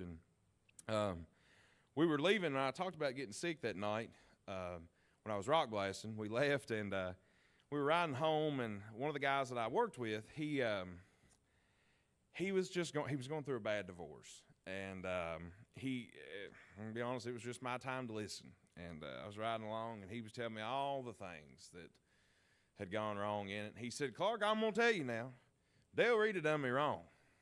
And I thought, thank God I got something out of this, because I got home and started to kind of I wrote it down, and I had an idea. I just kind of started writing it at that time, and a couple years later, I got to think back to that story, and I thought, I mean, everything in this song coming up is pretty much verbatim what he told me throughout that day. And but I always say, if you know a Del Rita in the greater Paintsville area, I want to get her side of the story, and because this is a pretty one-sided story, it's safe to say. Don't you agree? And we're on the trail. We are on the trail. That's right, Alden. We had a fella that was filling in playing bass with us one night. He plays with us every now and then if Christian or Jason can't do it, and he's from Paintsville. And there's one key part of this song that I left out, and I'll be quite honest, the song would fall apart if I ever told the real secret behind it. So, like, maybe we'll blow up and have a real big famous career, and Rolling Stone will pay me a lot of money to get the secret one day. But there's, like in police investigations, like they'll go out and tell on TV, they'll tell certain parts of it, like, oh, this is the suspect or this, but they'll leave, some things out so that if you come in and mention some of those parts they left out, hey, buddy, you might know something. And I was joking around going through this same spiel that I usually do a lot of, and before we play this next song, and Jackson kind of looked up and about halfway through, and he's like,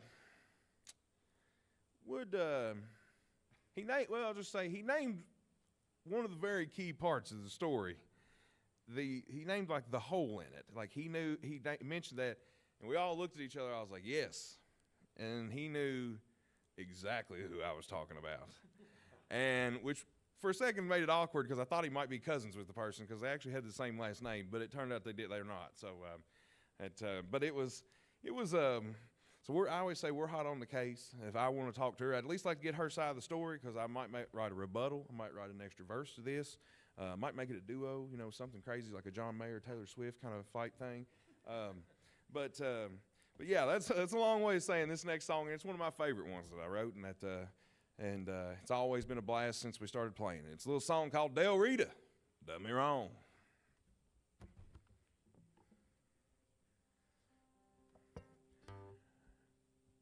Del Rita, Del Rita, Del Rita. Well, I said, Lord have mercy, Del Rita done me wrong. I've been working this overtime just to try to provide. Oh, Lord have mercy, Del Rita done me wrong. I've been working 60 hours down on job 17. I've been making a killing, but it's killing me. Come back home and I walk through the door. Find another man's boots are laying in the floor. Del Rita, Del Rita done me wrong. I've been working this overtime just to try and to provide. Oh, and Lord have mercy, Del Rita done me wrong. All down.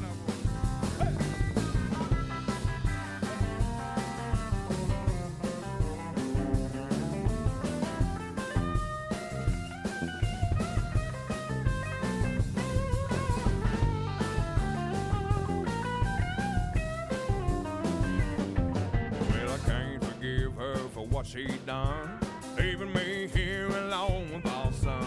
All it does is stare at that door. And I don't think I can take much more. Del Rita, Del Rita done me wrong. Well, I've been working this overtime just trying to provide. Oh, and Lord have mercy, Del Rita done me wrong. What do you say, y'all know, Bill?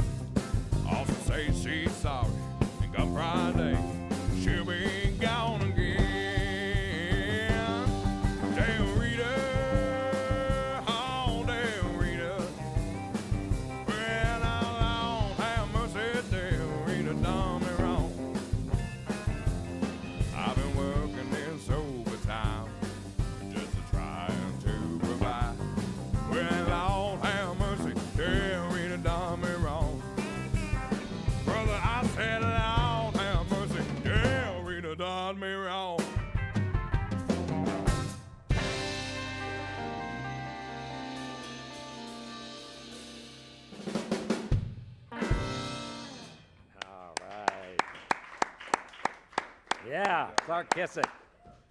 There are many people to thank for our broadcast. First, Clark Kissick and the Powder Crew, our guest on tonight's program. We want to thank all of you for listening to us on our webcast, watching us on social media, and of course those listening to us on our growing network of Red Barn stations and media worldwide.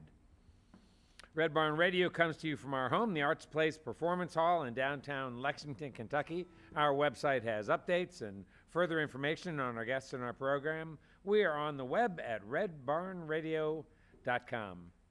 Hey, now before we close out, let's bring back Clark Kissick and the Powder Crew for one more tune. Sound good to you guys? That works for us. All right. We end them all on the same song. And like I said earlier, I really appreciate Red Barn. I really appreciate everybody having us out. It's a cool thing that they do for the music community, and it's a really cool opportunity, and we really do appreciate it. But this is one of my favorites. The Animals made it big. I think it was his old, I don't know. I've heard a story for everywhere in the world that it come from. But it's one of my favorites. I absolutely love it. And it's a song called House of the Rising Sun.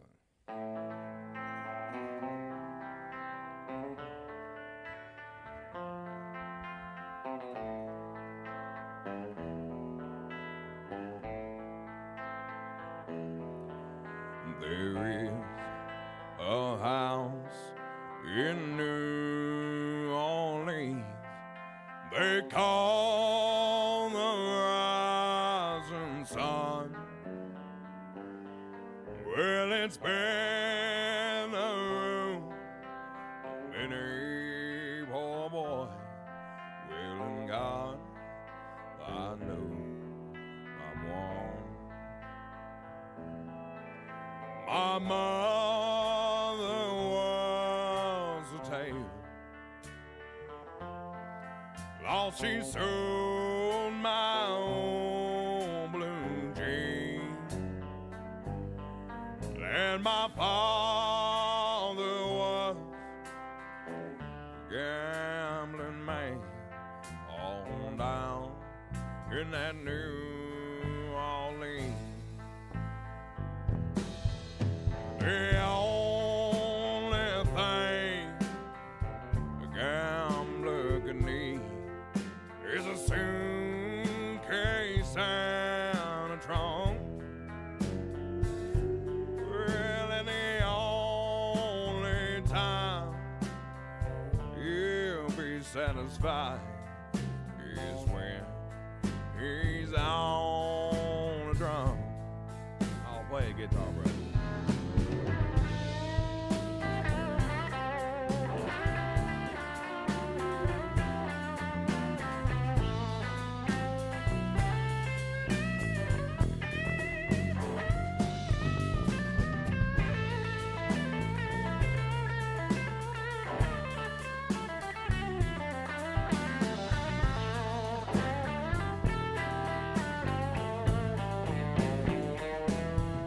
I got one foot on the platform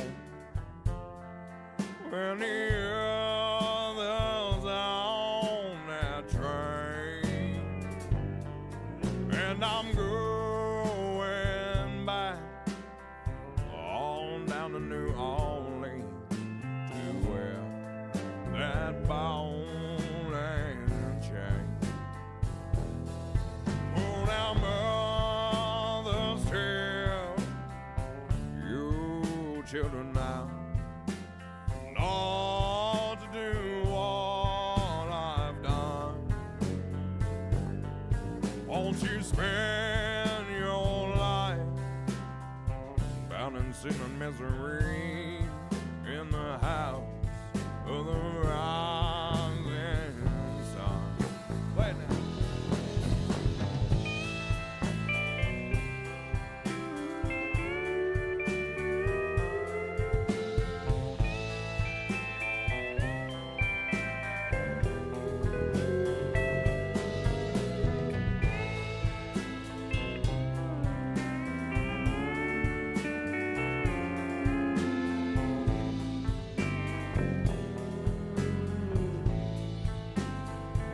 Over here on the guitar tonight, I know we went through the introductions, but I just want to give a special welcome.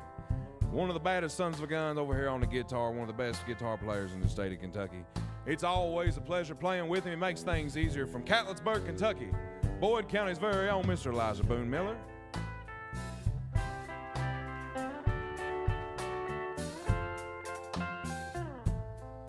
Back here on the drums, it's a place very close to us over there in good old Clark County. He keeps it tight with us, and he's one of my favorite fellas to play with, man. He's a great drummer. He's a good guy, and I like the name of the county that he plays. From Clark County, Winchester's very own, Mr. Austin Clark.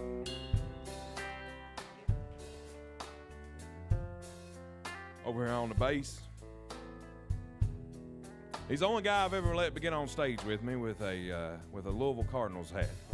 That's how good he is, you know. So it's always a pleasure playing with him over here. From Boyd County, Catlettsburg's very own, Mr. Christian Mullins.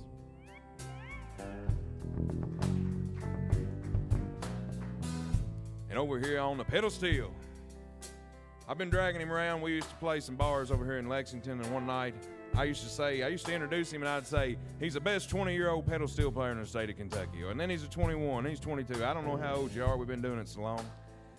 23, 24, something like that. But we told it one night, I said, he's the best 20-year-old pedal steel player in the state of Kentucky. And the bar owner reached out from behind the bar and said, he's how old? I said, he's 20. That's crazy. Look what he can do over there. She said, hey, he's how old? I said, he's 20. And finally she looked at me and she said, he's how old? I said, he's 21. And he's in here legally tonight, and he's been doing it a long time. Sharpsburg, Kentucky, the baddest son of a gun on pedal steel in this state, Mr. Al Nofield. That leaves me. You can go to clarkkissick.com, Clark Kissick on Facebook, Instagram, the wonderful place known as TikTok. You can Spotify, iTunes, all those things. You can go stream our music. We're going to have an album hopefully done here at the end of this summer. That is my goal.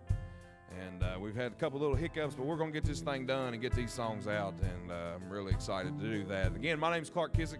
Thank you all, Red Barn. I really do appreciate it.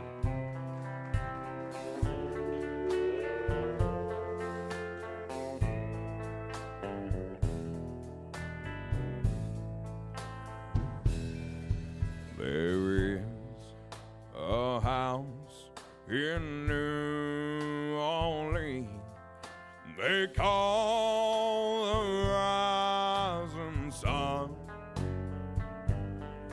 Well, it's been the room of many poor boy who ain't got.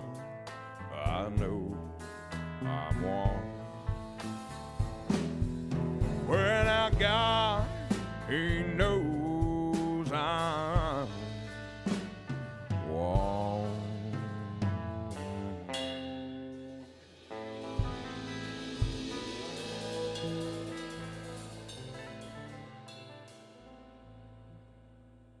Thank y'all very much. Clark Kissick and the Powder Crew.